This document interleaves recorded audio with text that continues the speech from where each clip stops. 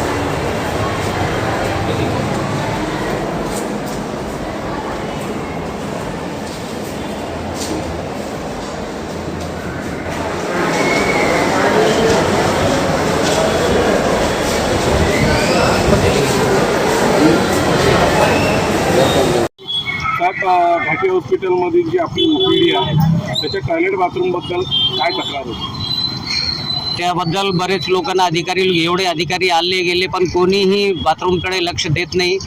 जशी जी 20 वर्ष मी इथं समाजसेवा करतोय गोरगरीब लोकांना 27 वर्षापासून, तर जशी जी परिस्थिती त्याच्याकडे बदल भरपूर झालेले आहे, पण त्या टॉयलेट बाथरूमच्या बद्दल काहीही त्याचं परिवर्तन झालेलं नाही आहे। पण आता सध्याचे जे डीन आहेत ते तर म्हणताय मी घाटीला वैभव प्राप्त करून देतो, घाटीत कोटीच्या कोटी उड्डाणं घेत आहेत काही बरोबर आहे ना। ते पैसे जातात कुठं ते कामं तर काही होत नाही। आता हे फोटोज बघितले तुम्ही जे प्रत्यक्षात याचा नाही कळतं का पैसे आले आणि गेले कुठं।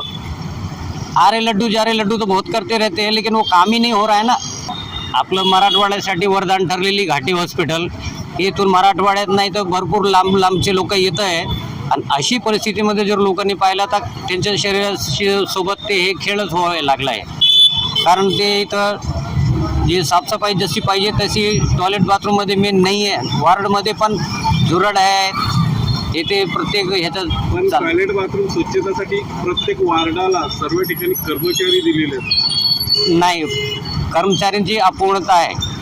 प्रॉपर वर्कर ते कामच करत नाही. माझे आता पेशंट येते ते ब्लडसाठी ते 3-3, 4-4 तास वाट बघावं लागतं त्यांचं. कुठं आहे ते एकच सर्व्हंट आहे आमच्याकडे एकच सर्व्हंट आहे. जेव्हा तो मामा येईल तेव्हा जाईल, जेव्हा येईल तेव्हा जाईल, असंच बोलणं होतं आहे. टॉयलेट बाथरूमची जी दुरावस्था ती सगळ्या ठिकाणी अशीच आहे.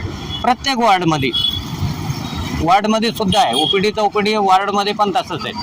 काय वाटतं काय व्हायला पाहिजे यावर पर्याय? याच्यावर कोणतरी एक असा सुपरवायझर नेमायला पाहिजे, की ज्यांनी साफसफाईकडे लक्ष द्यावं. आपलं नाव? राजेश सक्सेना.